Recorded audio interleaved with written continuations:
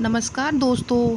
अमन New York अपने business meeting के लिए गया था और वहां पर सारा काम ख़त्म करके आज इंडिया लौटा था।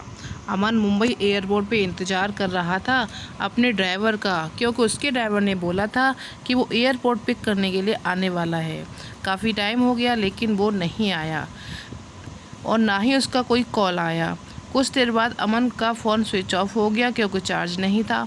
इंतज़ार करते करते बहुत टाइम हो गया तो अमन ने सोचा कि वो टैक्सी से ही चला जाएगा।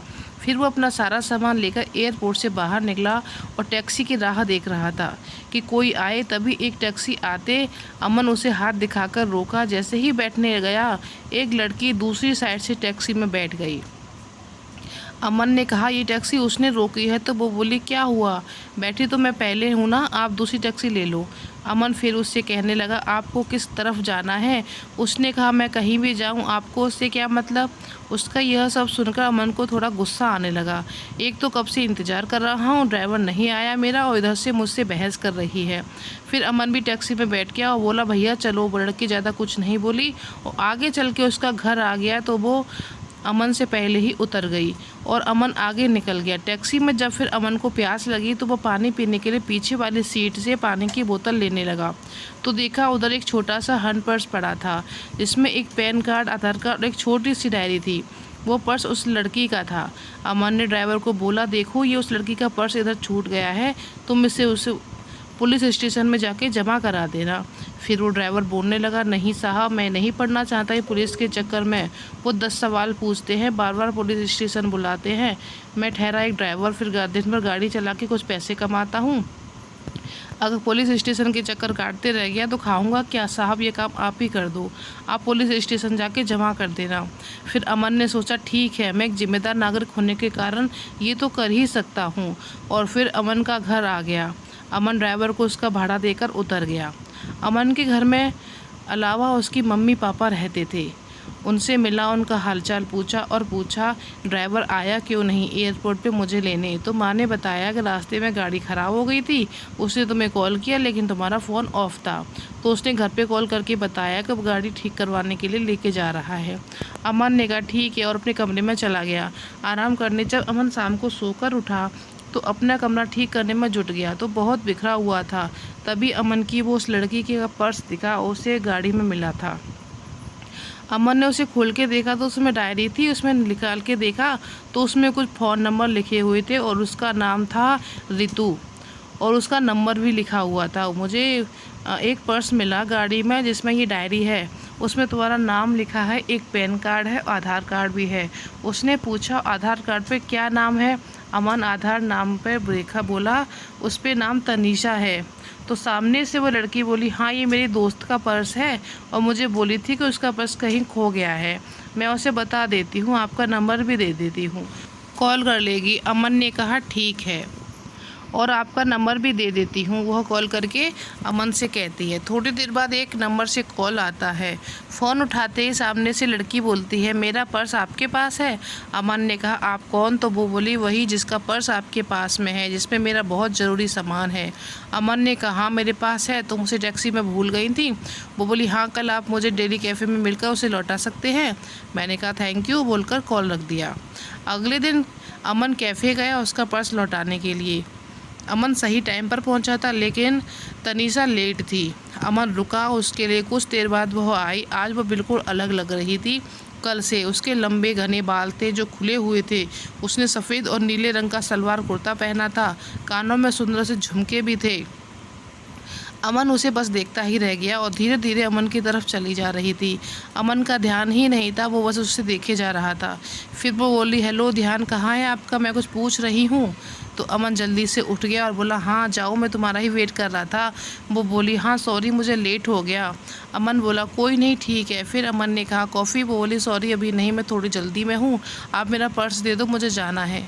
अमन ने कहा हाँ दे दूँगा, थोड़ा बैठ के कुछ बात तो कर सकते हो। वो बोली ज़रूर लेकिन आज फिर कभी। मैंने कहा ठीक है, अगले दिन याद रखना अपनी बात, साथ में बैठ के कॉफ़ी पीना पड़ेगी, फिर मत कहना आज भी जल्दी में हूँ। वो बोली हाँ ठीक है, मेरा पर्स तो दे दो। अमन ने उसका पर्स दे दिया और बोला मैं तुम्हें कॉल कर सकता हूँ ना अगली बार मिलने के लिए। वो बोली हाँ और चली गई। अमन कुछ देर वहीं रुका, फिर ऑफिस के लिए चला गया। अमन पूरी रात तनीषा के बारे में ही सोचता रहा। अमन उसे भूल ही नहीं पा रहा था और उसकी एक एक बात याद आ रही थी। अगले दिन वो कुछ दोस्त मिले और उससे मिलने लगे।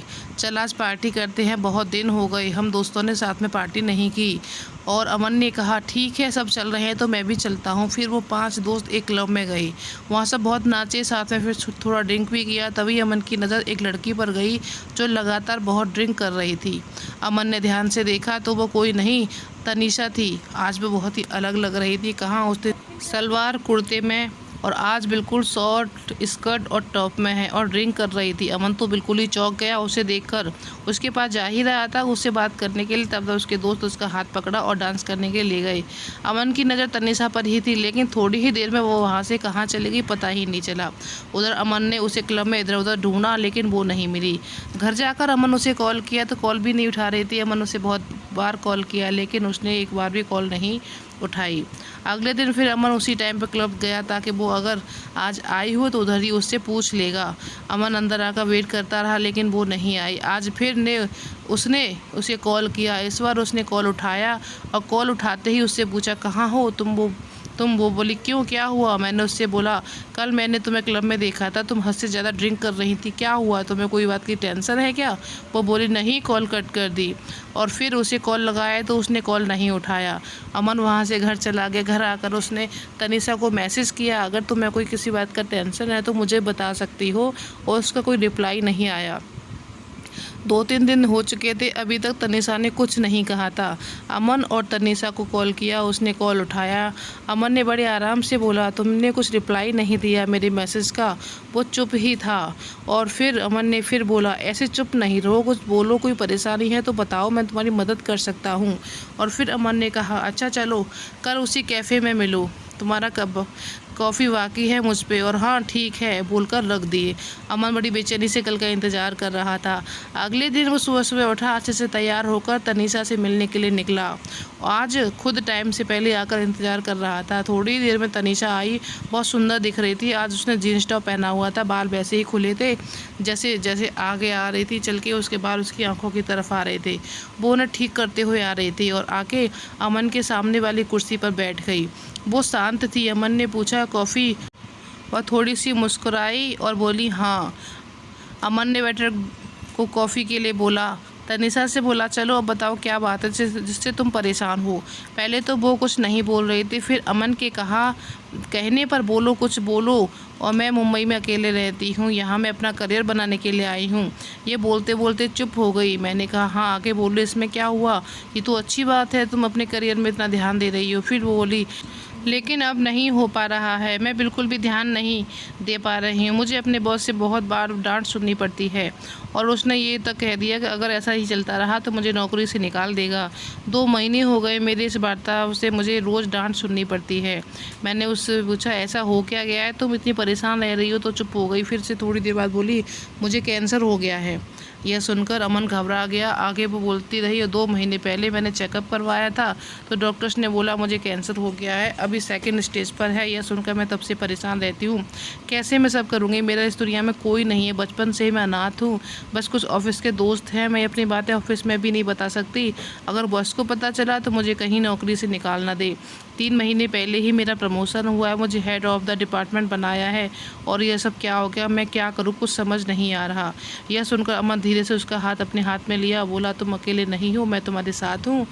वो चुपचाप अमन की ओर देखने लगी। अमन ने कहा हाँ तुम सही सुन रही हो, मैं तो उसी दिन से तुम्हें पसंद करने लगा था जिस दिन तुम अपने पर्स लेने के लिए मुझसे मिलने आए थे। यह सुनकर उसने अपना हाथ पीछे कर लिया। अमन ने पूछा क्या हुआ, हाथ क्यों हटा लिया तुमने। वो बोली नहीं ये सब ठीक नहीं, मेरी ज़िंदगी का क्या भरोसा, मैं तुम्हें मेरी वजह से कोई परेशानी नहीं दे सकती। अमन उसे प्यार से समझाया कि नहीं तुम मुझे कोई परेशानी नहीं दे रही हो, तुम्हारा ध्यान रखना चाहता हूँ, तुम्हें अपनी ज़िंदगी का हिस्सा बनाना चाहता हूँ, मैं हमेशा तुम्हारे साथ रहूँगा, कभी तुम्हें अकेला नहीं छोड़ूंगा।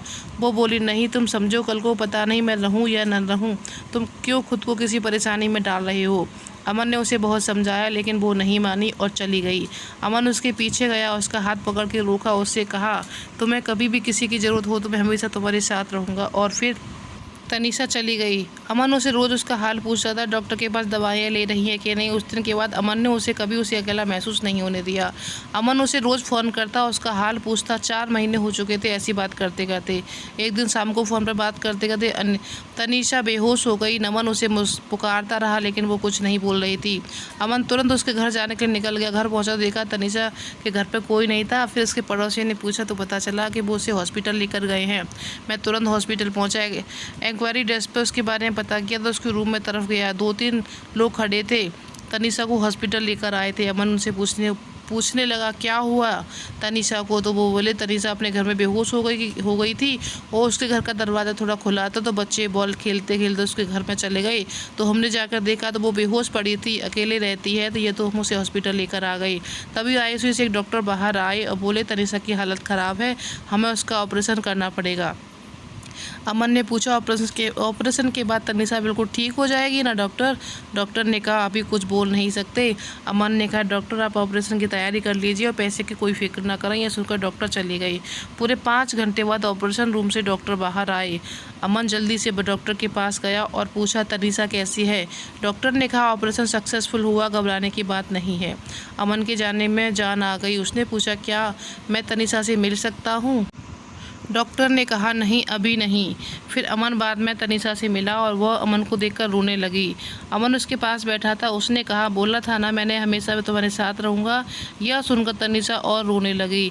अमन उसे चुप कराए और कहा अभी अभी तुम्हारा ऑपरेशन हुआ है, ऐसे में तुम्हें रोना नहीं चाहिए।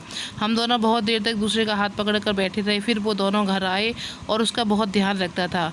अमन ने तनीषा के बारे में अपने घर वालों को बता दिया था तो अब वो तनीषा के साथ ही रहता था, उसका ध्यान रखता था।